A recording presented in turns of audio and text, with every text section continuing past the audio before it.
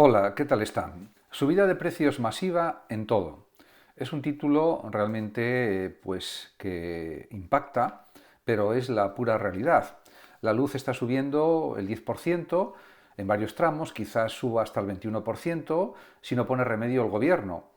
porque el acuerdo con la Unión Europea pues, no debería haber acabado en diciembre del 2023. Por otra parte, los alimentos básicos están subiendo también de precio, hay un aumento considerable y las hipotecas siguen al alza en relación a su coste. Por otra parte, las pensiones dicen que van a subirlas un 3% más o menos, pero no especifican que de esa subida hay que descontar el tanto por ciento de Hacienda. En ese sentido, en los informativos de las televisiones tendrían que decirlo en todos que esta subida hay que descontar lo que queda para Hacienda.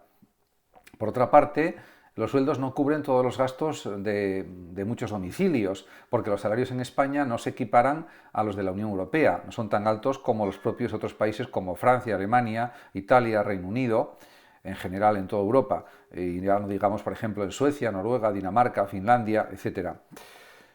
Está claro que si queremos estar a la misma altura o nivel en relación a otros países europeos, tanto sueldos como pensiones tienen que subir más del doble de lo que están diciendo, que es un 3%, que en realidad es menos, por lo ya anteriormente explicado. En ese sentido, los sueldos tendrían que subir pues un 8% mínimo para que compensara la subida de la inflación, la subida del coste de la vida. Por otra parte, insisto en ello, las noticias que dan en televisión en general, en la mayor parte de los canales generalistas de la televisión española, no dicen la realidad de lo que se debe descontar, el porcentaje que quita Hacienda de la subida. Y eso pues habría que decirlo claramente para que los telespectadores se den cuenta de esa cruda realidad y de los detalles que no están siendo explicados,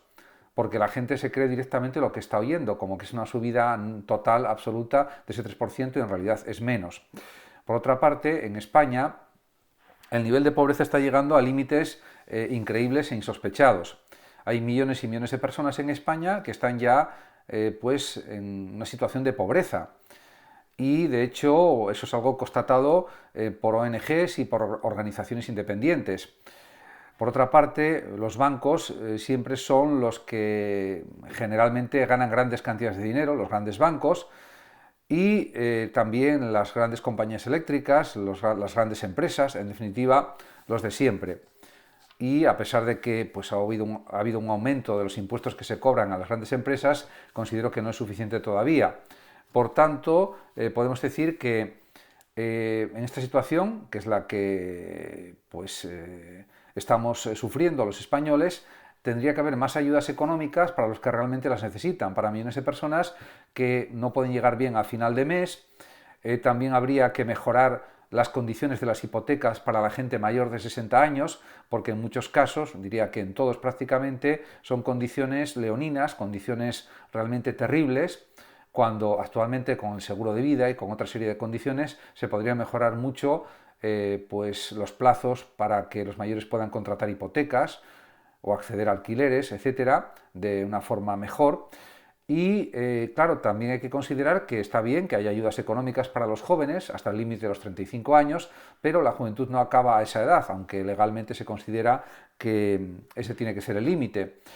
Por otra parte, también habría que decir que es preciso que haya una justificación y transparencia del dinero que llega a España de la Unión Europea, porque en muchas ocasiones no se ve en qué se está gastando ese dinero, por qué se toma esa decisión de gastar ese dinero en determinadas partidas del presupuesto, etcétera, o de la forma que sea. Y eso también tendría que ser explicado públicamente por el gobierno. Y en ese sentido, pues podemos decir que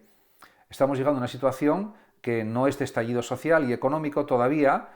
porque pues es verdad que hay una relativa solidaridad intergeneracional, pero eso no lo puede solucionar todo por sí mismo. Y podemos llegar a situaciones como la de Argentina o de otros países de Latinoamérica, en los que están pasando por situaciones dificilísimas. Y en ese sentido, yo creo que el gobierno tendría que hacer un esfuerzo mucho mayor, primero, por poner más impuestos a las grandes empresas, grandes bancos, grandes compañías, y en segundo lugar también pues insistir más en la cuestión del ingreso mínimo vital para millones de personas que puedan acceder a él, y dedicar parte de los impuestos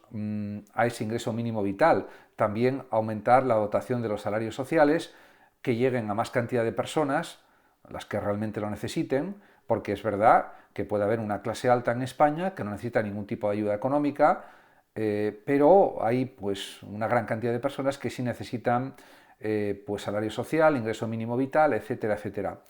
Eso pues hay que tenerlo en cuenta por parte del gobierno, y es verdad que vivimos en un Estado social y de derecho, pero eso diríamos hay que plasmarlo de una forma clara y contundente, con fondos, con dinero, con financiación, precisamente que ayude a millones de familias a poder vivir de una manera decente, de una manera adecuada. Por ejemplo, ahora que llega el invierno, o que ha llegado, pues hay pues cientos de miles de personas que prácticamente ponen el mínimo de la calefacción en sus casas porque no pueden pagarse la calefacción. Y digo cientos de miles por no decir quizás millones. En ese sentido, todo este tipo de problemas graves, pues tiene que ser conscientes de ellos el propio gobierno y tomar medidas para intentar solucionarlas, para ayudar económicamente a la gente. En ese aspecto ya se está diciendo, incluso en los medios de comunicación, en telediarios, en las televisiones, que mucha gente pues, no come determinados alimentos como carne, pescado, fruta, porque han subido mucho de precio. Eso es algo trágico, es algo terrible en un país como España, que es un país supuestamente desarrollado, en realidad lo es, pero eso indica que hay que hacer una política social mucho más potente,